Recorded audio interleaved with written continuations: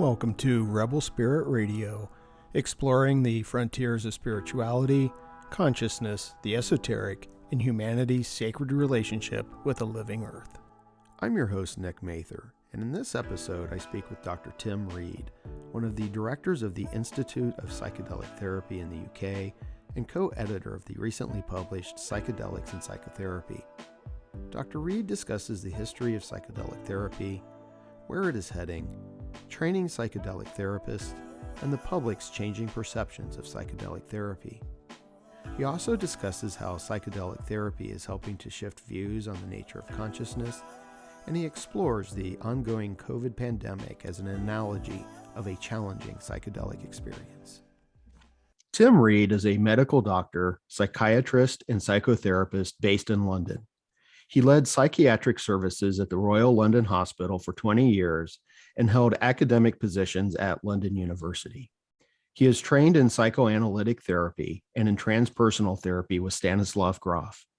He is a certified facilitator of holotropic breathwork and has an active clinical and supervisory role in the therapeutic use of psychedelics.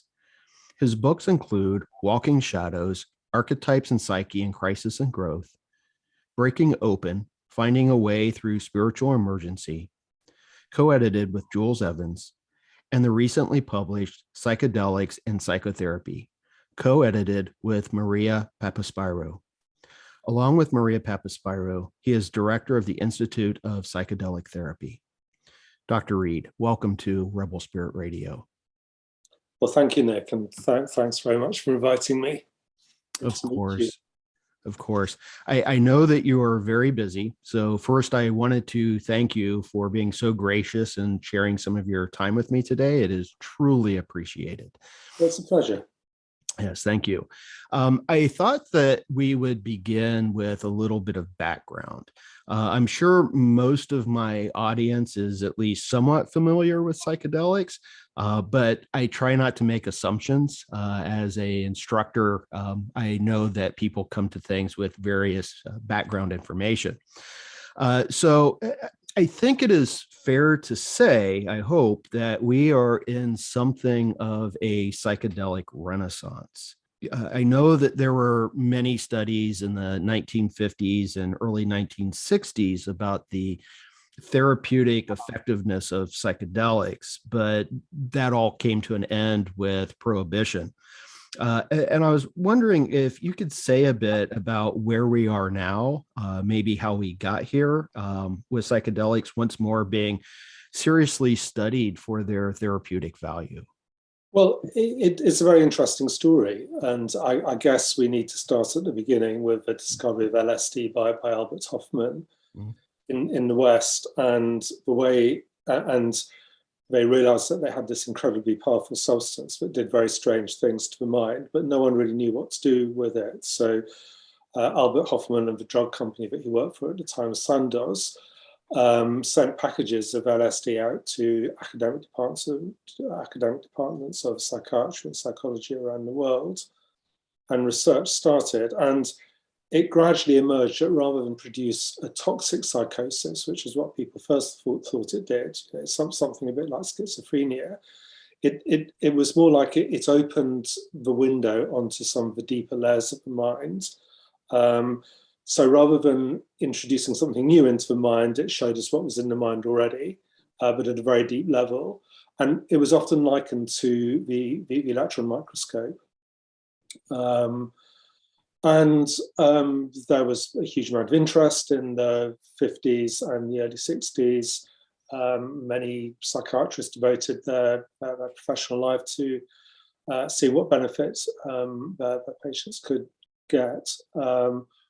One of whom was Stanislav Grof, who probably did more work than anyone else and is a bit like the Freud of psychedelic work. And I guess we'll talk about him and some of his work later. And what Grof basically found was that just one session didn't really do anything.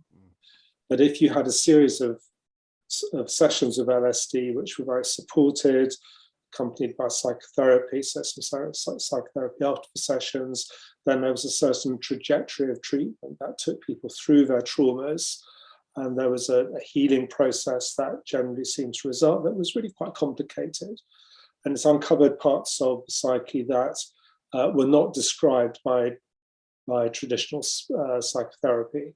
So Groff, for example, was training to be a psychoanalyst at the time. I mean, he went to medical school because he was fascinated by Freud and wanted to be a psychoanalyst, but he found that the layers of mind that were opened up by LSD, could not be found in any of Freud's teachings. So completely new models of mind had to be derived. And that led to the school of transpersonal psychology, which is a little bit like Jungian psychology. So it kind of accepts traditional psychology, Freudian psychology, object relation psychology, but like Jung thought that there was a bigger picture. So one of the effects of the LSD work was that it changed the map of the mind.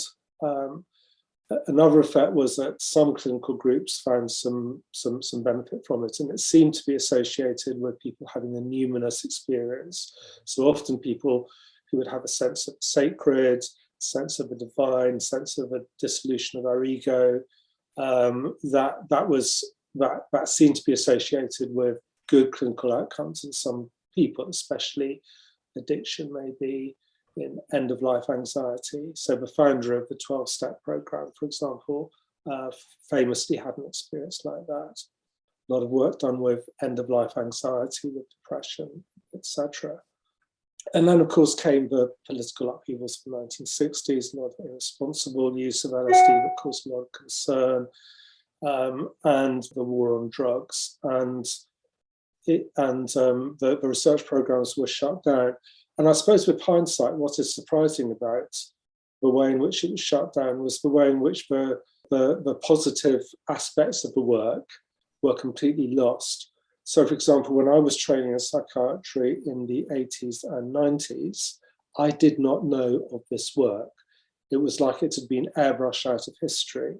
So, myself and my friends had the normal sort of experiences at university with psychedelics, and I found it interesting, but I was not aware of the non-recreational ways of using it. And of course, when you're using LSD in a clinical way, you have a guide, it's an internal experience, you have your eyes shut, you close yourself off from the outside environment, there's a music set that supports and guides the experience.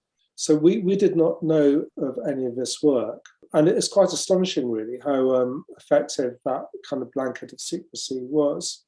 So, from about 1970 to the early 2000s, there was no work.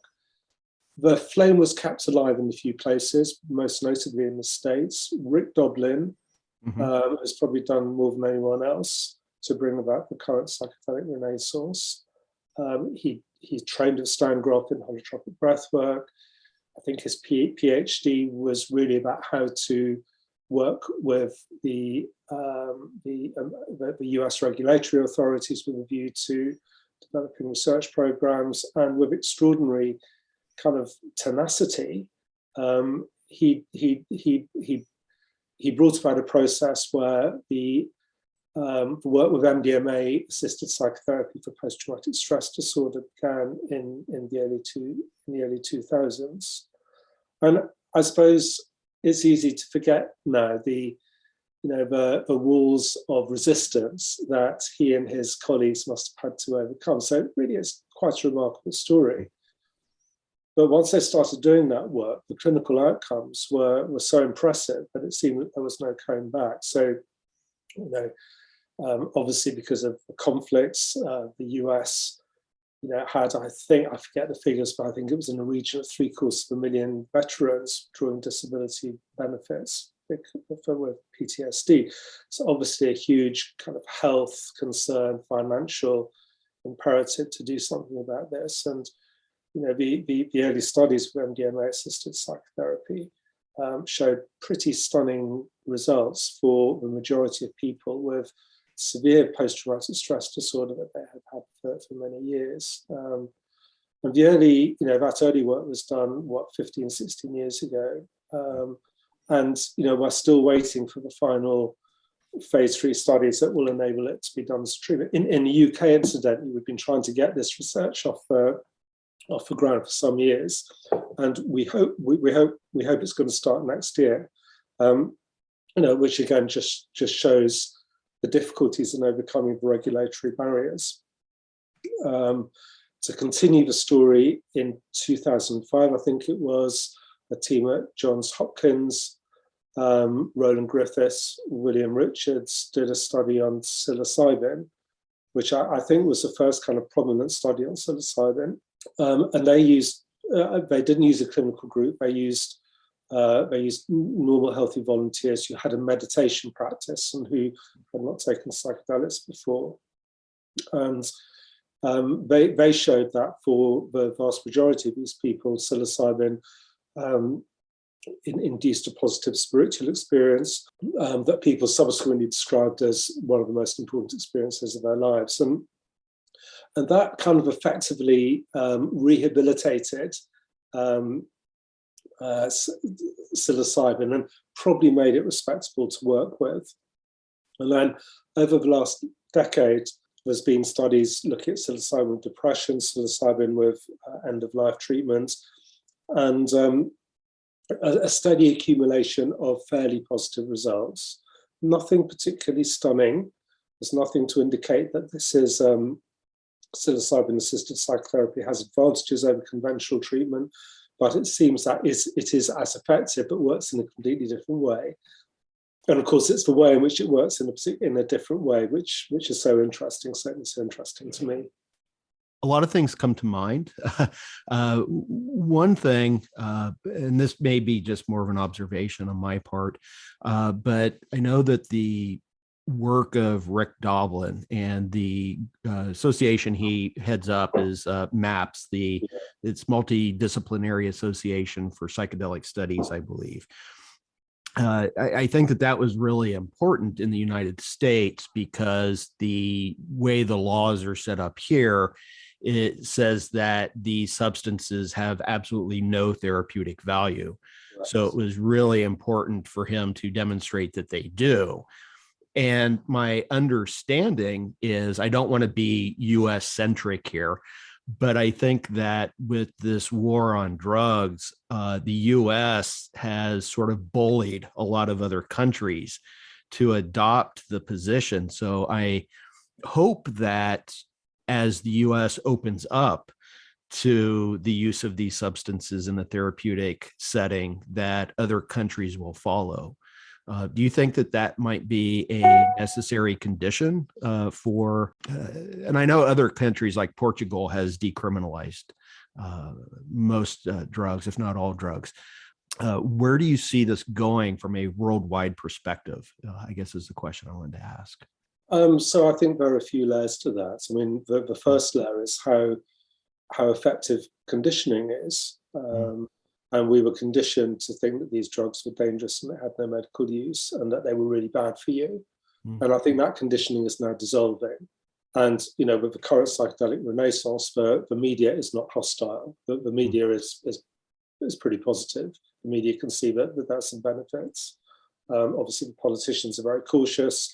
And they're obviously worried about the voters who are frightened and have got quite conservative views. In terms of where it's going to go, at the moment it's research led. So that may change as legislative frameworks become more liberal, and it may be that the US will continue to lead the way in that. But how it's going at the moment, certainly in the UK, is that the only clinical work is happening in research departments. And of course, the paradox is that those departments are neuroscience led. They're very much into the medical paradigm, and the psychological understanding of psychedelics is very often at odds with the neuroscience understanding. Right. Of how psychedelics work. So there's kind of a dance going on, and of course the clinical research protocols have to be very rigid. It's what clinical research is like. So treatments are very strictly defined, very short periods of time. clinical groups are very carefully selected. You get 1 or 2 or 3 treatments, which is probably very different to how, psychedelic psychotherapy will work in the future, where the legal frameworks are different. I mean, I know from my training with Groff that working in expanded states will take some years. The cohort of people that I trained with, for us it all took 3 to 5 years to go through that process. So, and there's a certain process that you go through of going through the layers of the psyche and accessing the wounds and healing them and stuff. So, so from that perspective, it's kind of ridiculous to think that you're going to heal people within the space of a few months and a couple of sessions. You can do some really good work in that short time. You can set the scene, you can clear some trauma. People will have certain experiences that they will never forget. They will feel very held by the therapists that work with them, and they will probably develop a new relationship where they're in a world that will stand them in very good stead for the future. But you're going to cure them? No. So, but you can see that in the future, people using psychedelics in a gradual, careful way, probably not very often in the context of psychotherapy, would be very different from the clinical research programs. Okay. Yeah, there are a few things there I think we'll come back to, but immediately, and I wanted to, this is a question I was intending to ask you. The first chapter of Psychedelics and Psychotherapy that was written by you and Maria is titled The Opening Circle. And the final chapter, which you also both wrote, is titled The Closing Circle. Mm. And this evokes to me this idea that there is a kind of ceremonial aspect to the work. And as you mentioned, people are having these sorts of numinous experiences. And I think in terms of psyche, not just as mind, but take it back to the Greek with soul, that it seems like this is deep sort of soul work. Yeah. And the therapies that seem to have been called upon in the book more often than any others were, the work of Groff, Carl Jung, transpersonal psychology. And so psychedelic therapy isn't like other therapies. Do you see this as a sort of, I hesitate in a way to use this term, but do you see this as a paradigm shift in terms of how therapy is practiced? I think it will be paradigm changing, but sometimes paradigms change very suddenly. In an individual, but in organizations, paradigms tend to change slowly and subtly. And I think that will be the case. So one paradigm change might happen in psychiatry. So there's a certain tendency in psychiatry to think of psychiatric disorders as a result of constitutional genetic chemical processes. It's just kind of bad luck. From the psychological perspective, we would tend to think of mental illness as being related to expressions of traumas. And rather than telling somebody that they have an illness and they need to take medication, that illness is meaningless, we would have a perspective that their symptoms have got meaning, that their symptoms are something that can hopefully be understood, that this is part of a healing process that can be worked with, and that it's going to be good for them, that there's a way of working with this in which can be benefited from. One of the gifts, I think, of work with psychedelics is that it can shine a light on those parts of the psyche that if they're not processed and they become expressed in a problematic way, can result in those clinical conditions that we call mental illness. So I think there's the possibility of moving from a more kind of medical fundamentalist paradigm to a more meaning-filled paradigm, which is to do with healing. And rather than being, the white-coated doctor who examines somebody and says, I observe that there is something the matter with you, and we will try to fix it in this way, the psychedelic paradigm is that we get into a space together, we get into a tender, open, healing space together, and we see what comes up, and we support the emergence of it. And we don't know what's going to come up, and we don't know what the answer is, but we're going to be with you in that place, and we're going to hang on in there with you, and we will support whatever comes up, and we think it's going to be good. So that's one paradigm change. I suppose there's another paradigm change, which is often harder to talk about, especially in kind of scientific or medical circles, which is really, harks back to the difference between, Freud and Jung and Plato and non-Platonists, which is the argument is consciousness confined to chemical process, to synapses, to brain cells, to the brain, or is that just one aspect of consciousness? And is consciousness more complicated than that? Is there a collective unconscious, which is what Jung described? Is consciousness part of the fabric of the universe? And that's one of those ways of dividing the world up into two people, into two classes of people. And what psychedelics tend to do, and they don't invariably do this, but they tend to do, is they tend to persuade people who thought that consciousness was confined to synaptic process, and they tend to give people the idea that actually it's a bit more complicated than that. And people who have a high-grade psychedelic experience will often be very persuaded that consciousness is part of the fabric of the universe. And that's a huge paradigm shift. And some people would say that use of psychedelics will make more people believe in that. Other people would say, well, people are people, and maybe the world is always going to be, in a certain way, and there's only going to be a small amount of people that will believe in that Platonic vision. And of course, Jung was very persuaded by synchronicities, and anyone who's experienced a major synchronicity will often develop a conviction that there's a correspondence between something that's happened in the outer world and something that's happened in the inner world. So there's a connection of meaning between us and the outside world.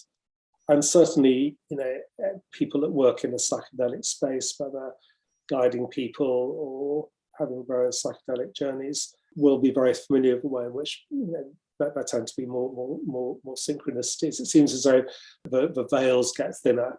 Yeah, and in your experience, I suppose that people who undergo psychedelic therapy, do they then start experiencing more of these synchronicities? I think they sometimes do. Especially in the aftermath. When the psychic structures, your defensive structures, are still quite open.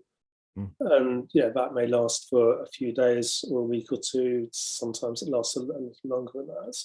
And then your defensive structures tend to revert to normal. So, it's kind of unusual to get lasting change after one or two or three psychedelic journeys. It's more, to really change the deep psychic structures. It's a matter of traction, of engaging with process over a period of time. And it works so much better if you're doing this in a therapeutic context.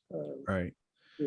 And along the therapeutic context, integration after the experience is an incredibly important aspect of psychedelic therapy, correct? And how do therapists help with the integration process?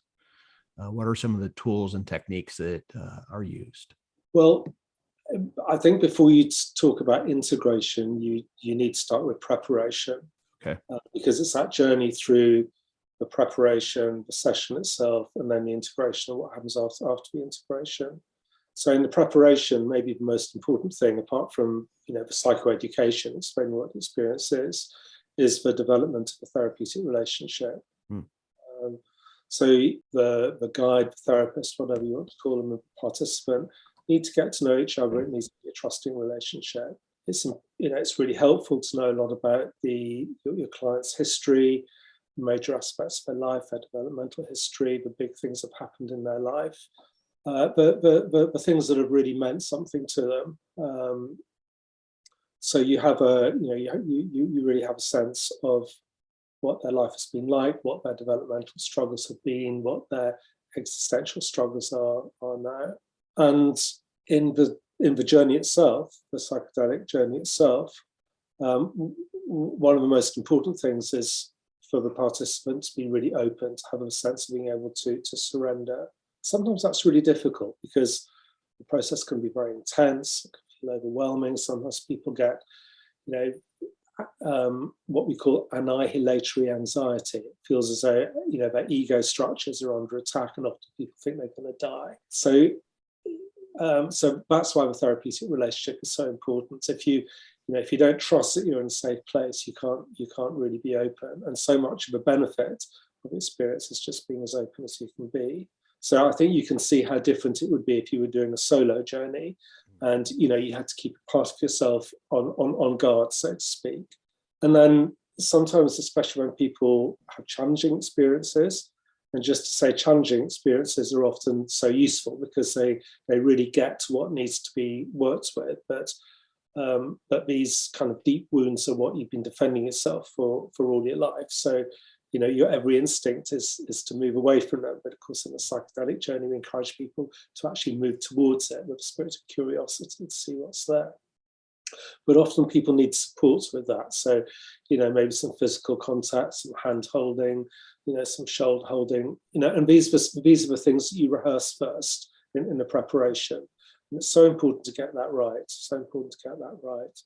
And then if something challenging does come up, which is a good sign, it's often a good sign. You don't have to have a challenging experience to benefit from it, but if you do have a challenging experience, it's really important that it's properly supported and resolved as best it can.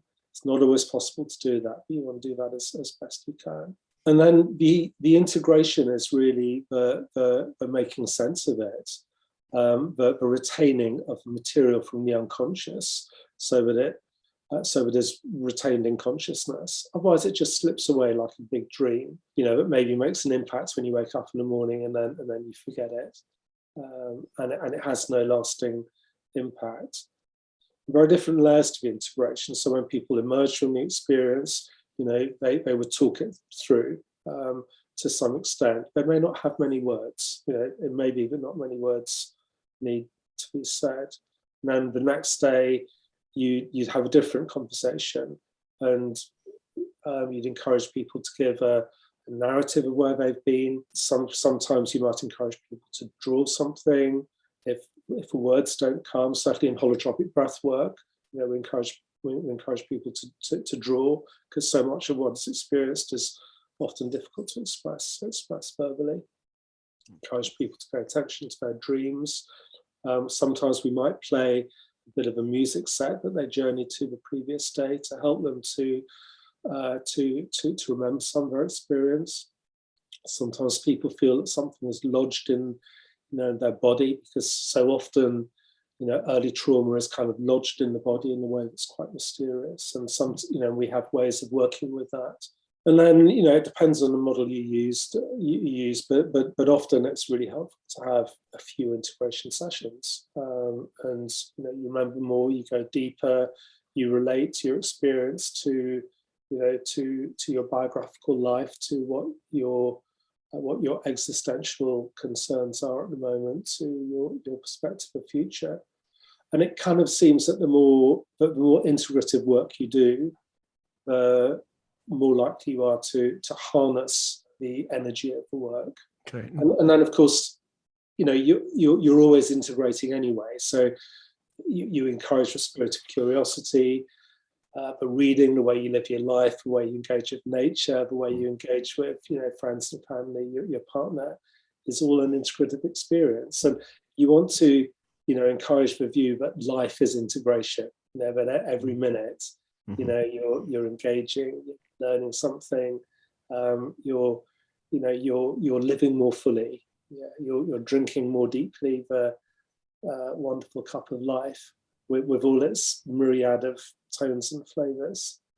Yeah, it's a very different paradigm than the model that we have in, I would assume, in most of the Western industrialized world of, well, here, just take this pill and maybe you might get better, maybe you won't, but this is the best that we can offer you right now.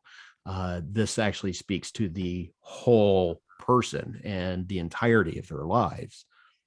That's the paradigm change. Yeah. So conventional treatment is basically suppressing the symptoms to make the symptoms go away, so you don't have to think about them. I feel depressed. I go to the doctor. The doctor says, it's not my fault. I've just got this thing called a depressive illness, and here's some tablets, and hopefully that'll help you. And that colludes with the notion that you don't have to think, you don't have to encounter anything difficult or troubling. There's no impetus to grow. The difficulty of the psychedelic approach, and I think this is something that is maybe insufficiently addressed, is you're asking people to go to difficult places. You're asking people to do the hard yards. You're asking people to turn towards what they would habitually turn away from. And you're asking people to believe that in doing that, it's going to be good for you. Now, most people are probably not going to buy that. Certainly in my experience as a psychiatrist, it was relatively unusual to find people that really want to work on their issues. Most people will take the tablet. Yeah, it brings to mind one of the issues I think that might be addressing therapists who want to work with psychedelics with their patients is the general population's understanding. It seems like that's something that has to be addressed. I think in particular, there are some ideas. There's a fear of, bad trips. So I appreciate how you refer to these not as bad trips, but challenging experiences. But even outside of that, I'm thinking in particular, I have one of my very best friends, her daughter suffers from anxiety and depression. And I do too. I always call it shaman's blood. And in conversation with her, I said, well, you might want to consider, maybe suggesting to her a kind of psychedelic therapy. And the daughter's like 20 years old. And I know that my friend has experience, from her youth with psychedelics, but there was still this reticence of, I don't know. And what prompted me to suggest this was the fact that her medications weren't working and they were trying to up the doses. And I'm like, I think something else needs to be there. And that's one of the values, I think, in the book, Psychedelics and Psychotherapy, is this isn't necessarily written for therapists. It seems to be written for more of a general audience. Do you see that as a central, what's the word I want, a major component, I suppose, of contributing to or encouraging this shift in therapies? Addressing the general public's concerns? Yeah, I think it's a slow process, and I think it's going quite well. I think we, not just about psychedelics, but in so many other ways, by confronting some of our conditioning, and we're throwing out some of the baggage that we don't need. I think the science-led approach is really helpful. I think people generally respect science. In terms of your friend's daughter, and I'm sorry she's having these problems. But the evidence isn't there yet that we can make a solid recommendation. Right. But, it is something to be considered, because the standard pharmaceutical medication that she and so many millions of other people taking is not without risk. And we know that the pharmaceutical companies underreport negative effects. We know there are many more problems than we're led to believe. In terms of what the future might hold for people with that depression. Well, I think MDMA is very promising because it seems to be such an effective treatment for generalized. We don't know yet, but extrapolating from the work with PTSD, we would think that other people with lesser forms of trauma will probably benefit from it. We know that it increases self-compassion, makes people feel more connected. And there's a much lower incidence of challenging experiences. So, we can sort of see that might have a lot of potential as an entry level kind of psychedelic. But I think we need to be really sober, about our claims. Obviously, we need to avoid, extravagant evangelistic claims.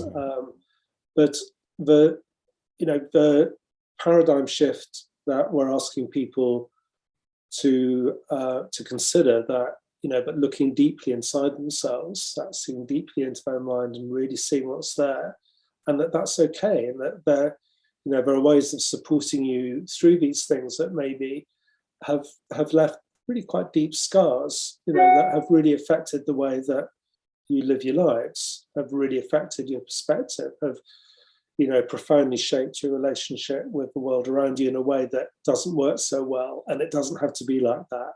I think that's really exciting, and this is this is a really good time in our history as a human race to start thinking a little bit more deeply about things, because the planetary crisis is sure enough a wake-up call that we can't carry on as we have been. Yeah, absolutely. And I was going to ask you about that because there was I think it was in the introduction, the first maybe, or the foreword that you and Maria wrote, where you do write about COVID, because the book really came together during the pandemic, and you likened it to a challenging psychedelic experience. And that's something that I thought about quite a bit. You wrote that the challenge is how not to return to how we were before. And that seems so applicable to not just the pandemic, but, individuals who've undergone psychedelic therapy. It seems like it's an ongoing process. Like you said, it's not, you don't go to just one session and find miraculous results. It's an ongoing process. It's going to take work. I'm curious how we can meet this challenge. How do you think we can meet this challenge? How do you think we can continue moving forward and learn our societal lessons, from this greater context, and not move backwards? I think that's a great question. How do we grow? How do we grow? And we think of setting and integration. We think of a mindset of curiosity, of wanting to learn, of wanting to find meaning. We think of, the setting, how to provide a kind of safe container so we can do this work. And that's, I suppose that's something that our politicians are trying to organise for us. And then we think about integration.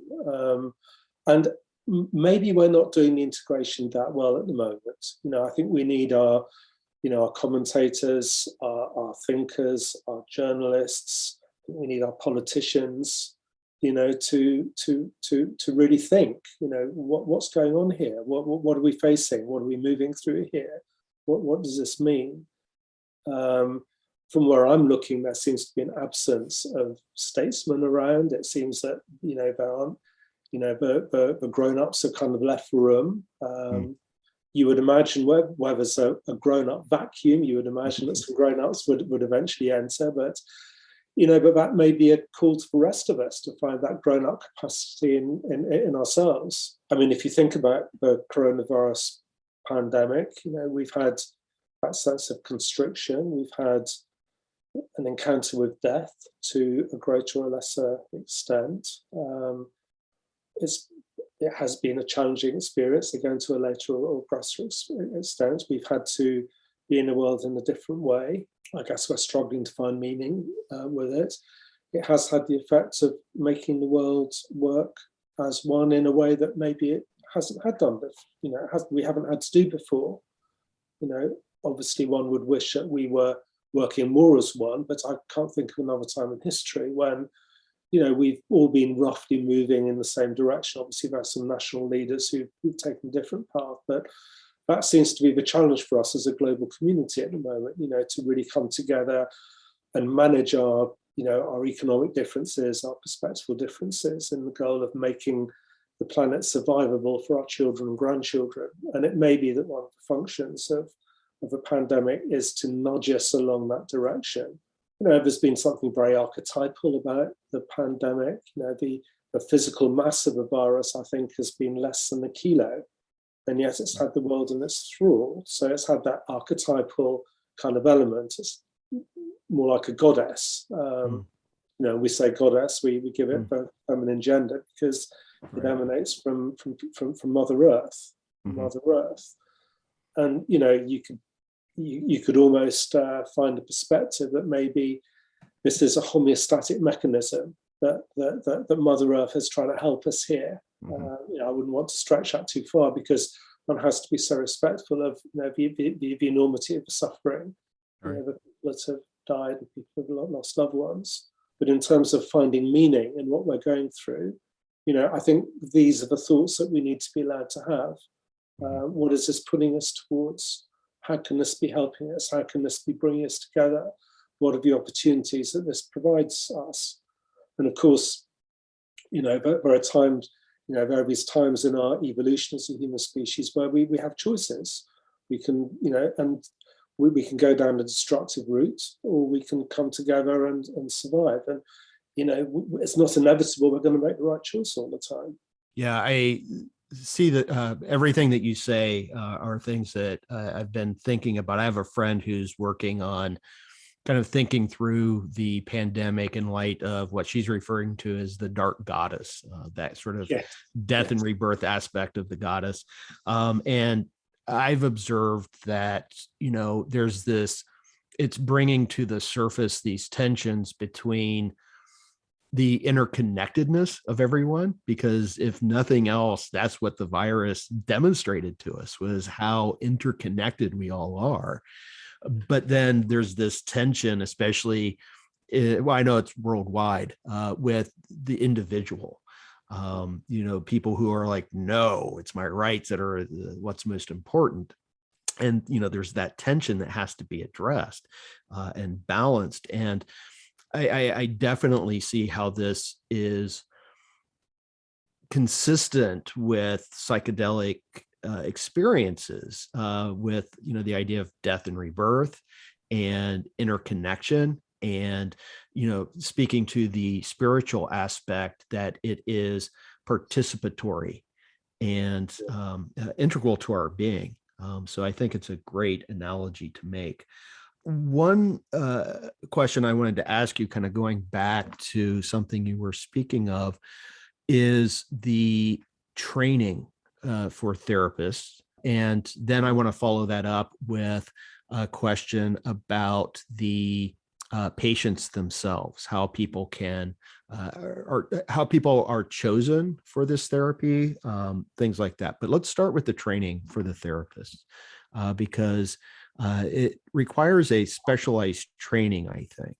I know one person in one of the articles, let me see if I can find her name here, Renee Harvey,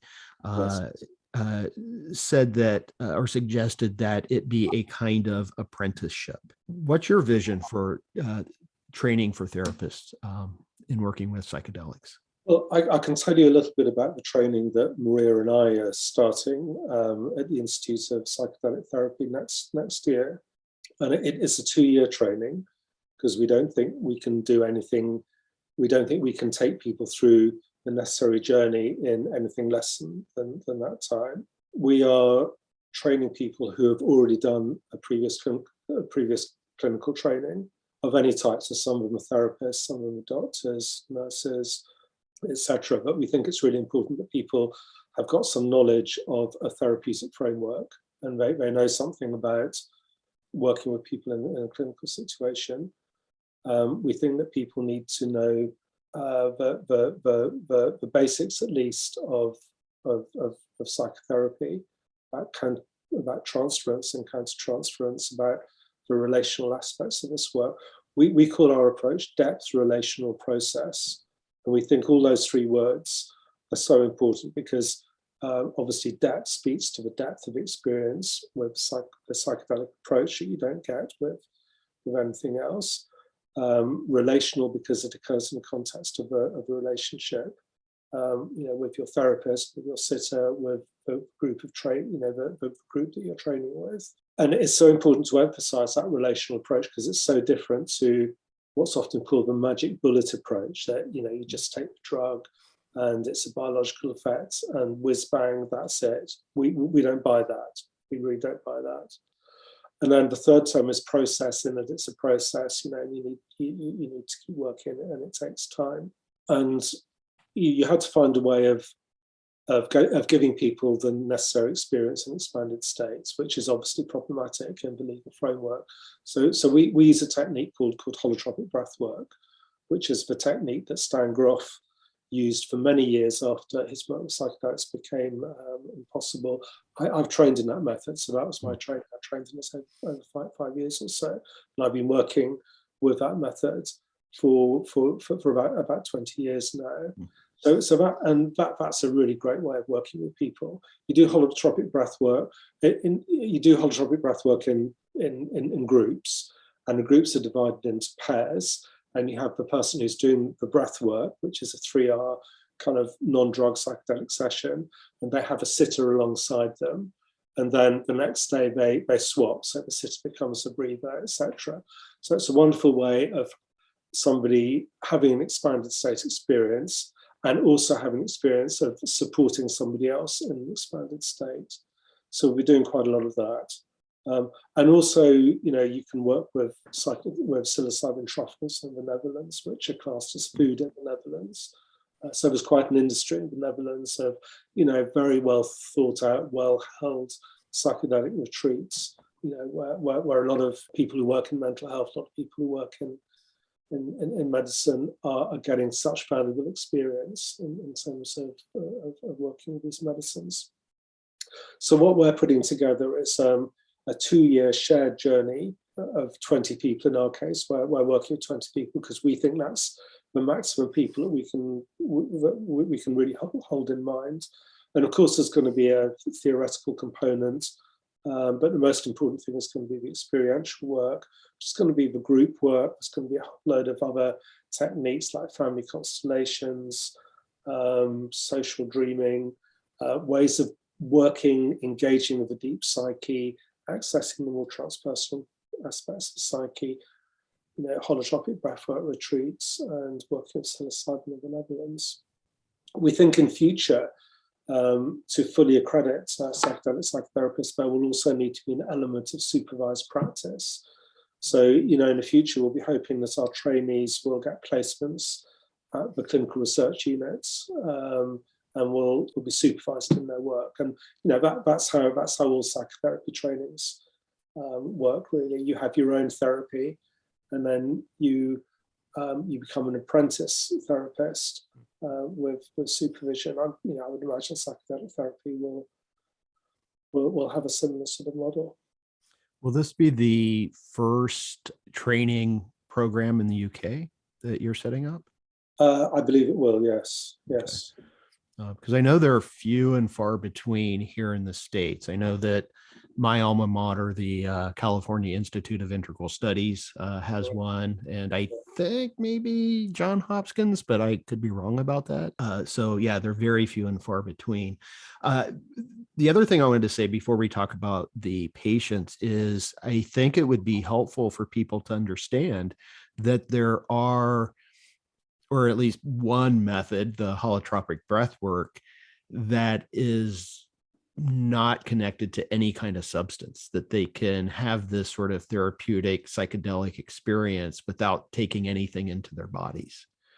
I mean, it's a mystery to me why holotropic breath work has been so below the radar for, the last sort of 50 years, really, since it was developed by Stan and Christina Grof. And I think there's a couple of reasons for that. I think one is because it just seems really weird. You lie down in the mat and you hyperventilate to the sound of loud music. And, that's going to sound too far out for most people. I mean, it did for me to start with. And the second thing is it was never researched. So there's no body of research that says this has got clinical usefulness.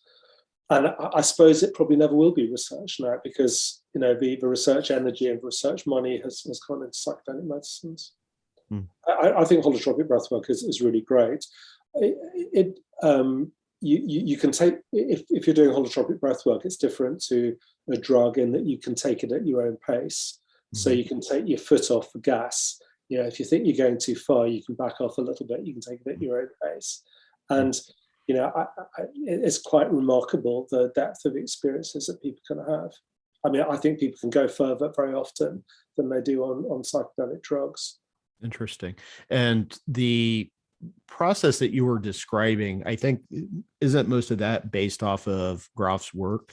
The holotropic breath work. Well, no, that most certainly. But sorry, I kind of jumped. Previously, when we were talking about the set and setting, the initiatory experience, and then the integration, isn't that based off of the work of Groff as well?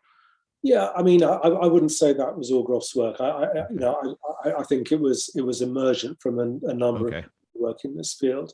So people gradually moved towards the internal journey model, with a blindfold and then supported by music.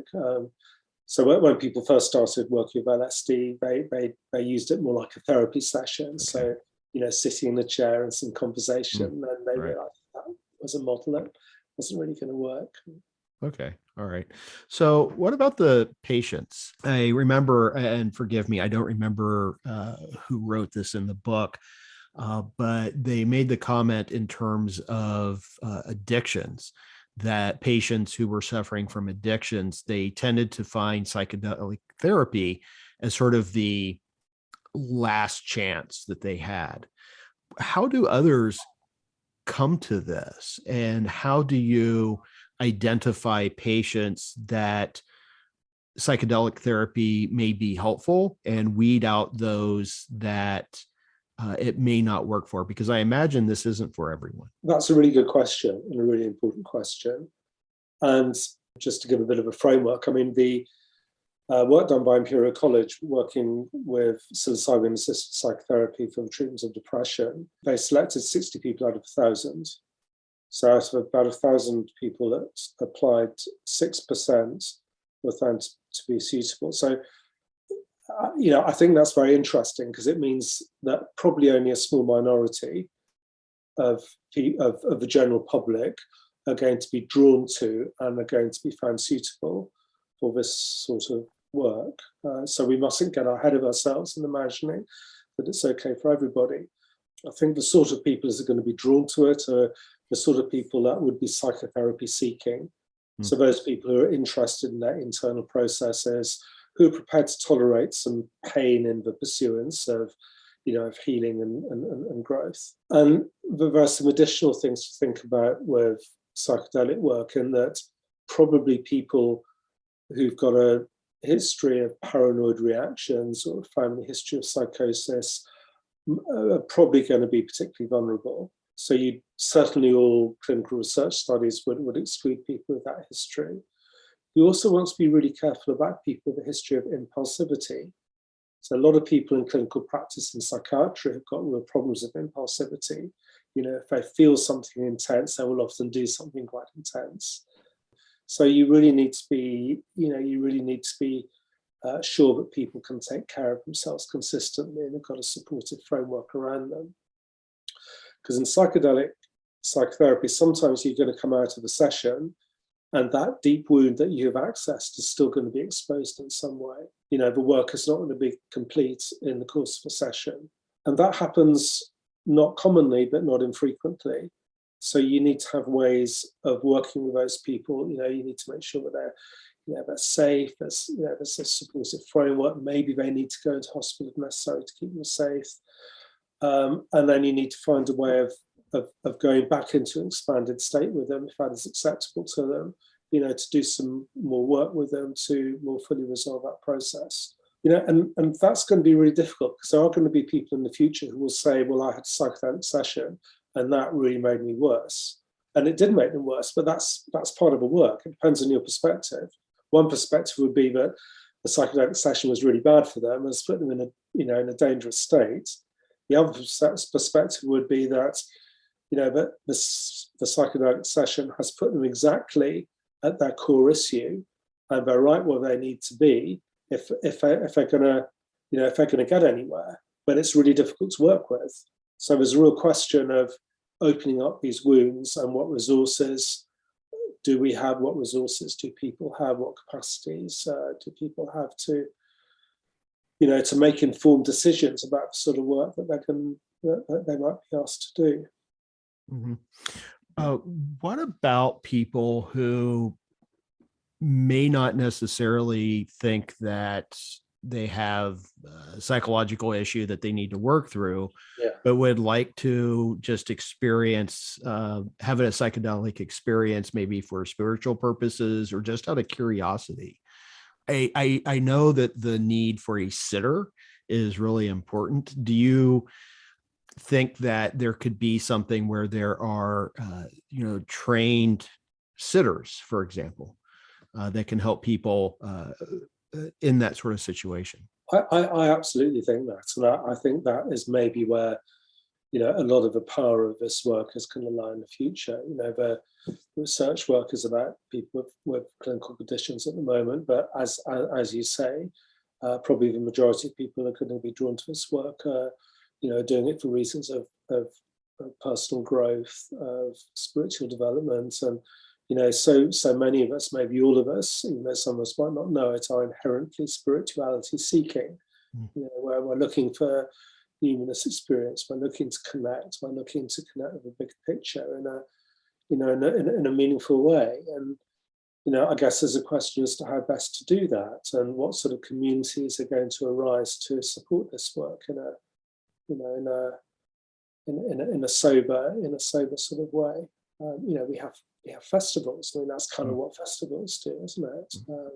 This leads me, I know that we're running out of time here, but when you mentioned the festivals, there's certainly people are experiencing these things, outside of a therapeutic context. And I think that it's really important that the various festivals and things like Burning Man, where they have people who are trained to help people who may be having a challenging experience.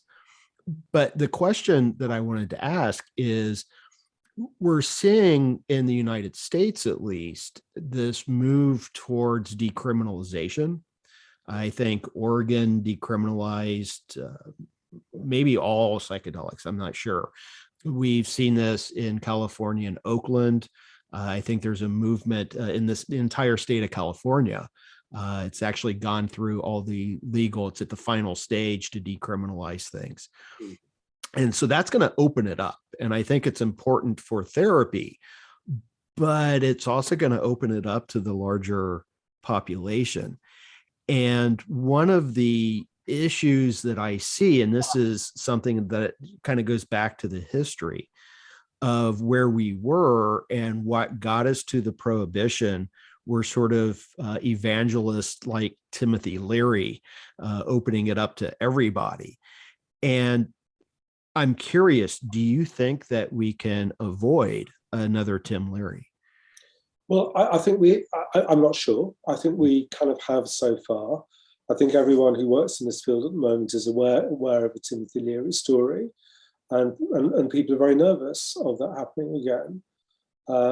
I think these days we have so much more awareness of responsible work, and there are many trained integration therapists who can work with people who've had difficult experiences, maybe in a recreational, festival setting, who are looking for some help. And there's a lot of, well-trained therapists that can help them.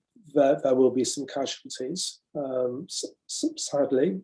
So there's a chapter in the book written by Nia Tadmore, who has got a team of therapists who work in festivals, and they do wonderful work keeping people safe. And it seems that people have these kind of initiatory experience in festivals that then kind of I'm sure you and many people know this, that then sow a seed that turns into subsequent very serious psychospiritual development.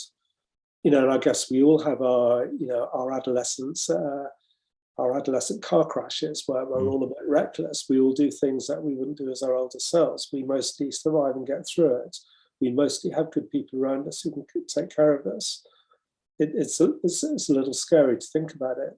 I guess I would rather my kids took psilocybin in a safe setting rather than got in the car with a drunk driver, or tried to get home from central London in a state of drunkenness, which so many people do. For sure. Just two final questions, I think. if you don't mind. One was I wanted to ask you about psychedelics outside of the therapeutic setting. One, I'm thinking in terms of more of a spiritual kind of setting, but I was also very intrigued by an article in the book, Psychedelic Peace Building by, is it Lior Roseman, Yes. who described Israelis and Palestinians drinking ayahuasca together. And, that reminded me of some research I did many, many years ago on the situation in Kashmir, where there was a organization that was attempting to find common ground in the mystical tradition. So it was looking at the Sufi mysticism and Kashmiri Shaivism, and so finding peace and shared spiritual experiences seems like a really smart move. So that was what led me to want to ask you, what other ways do you see psychedelics making positive contributions to the world outside of the therapist's office? Well, it's a great question, and I guess we will just have to wait and see. But the chapter you described is a really wonderful chapter. Mm-hmm. How do you stop people hating each other? And of course, that's the holy grail, isn't it? The layers of hatred that are often so irrational but go back for so many generations. One of the gifts of psychedelics is that you do not want to kill people. It does not make you, unless you have a paranoid reaction, it does not make people feel aggressive and want to dominate people or subjugate people or hurt people or injure people or do bad things to people. It's quite extraordinary that is one of the, that was the reason why LSD got outlawed by the Nixon administration, because it made people not want to go and fight in Vietnam. Mm-hmm.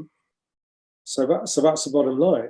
The tendency is for compassion, for connectiveness, to see us all as, one, as one people, as one tribe. If you hurt somebody, you're killing you're hurting an aspect of yourself. Yeah, and that's I think a good place to start wrapping this up. So let me ask you what you have coming up and where can people find out more about you and your work?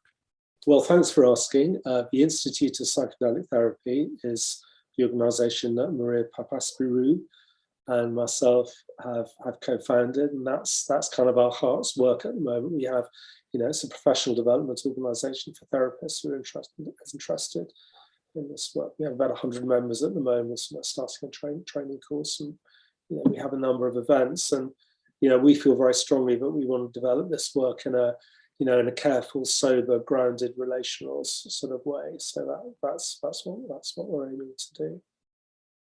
Okay, wonderful. I will, if it's okay, I'll put a link for that in the show notes and on YouTube. And I'll also provide a link for the new book, Psychedelics and Psychotherapy. Thank you, Nick. Of course. Well, Tim, thank you so much for your time. I really appreciated you taking the time out of your day. I know it's late where you are, and I am very grateful for this conversation. So thank you. Well, it's been a real pleasure talking to you, Nick, and I've enjoyed the conversation. So Thank you.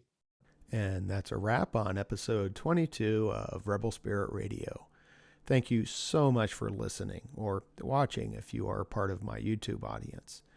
If you enjoyed this podcast, please make sure to give it a positive rating on whatever platform you use to listen to podcasts.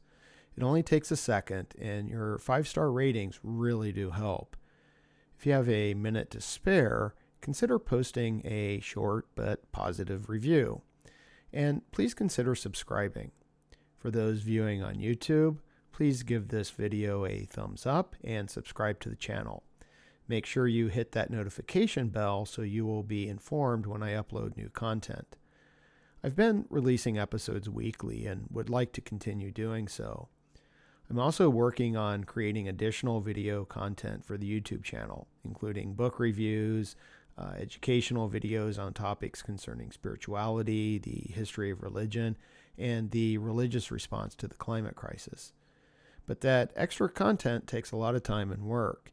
If you would like to support me in creating free and credible material on YouTube, and continuing with this podcast, please consider making a one-time donation via PayPal.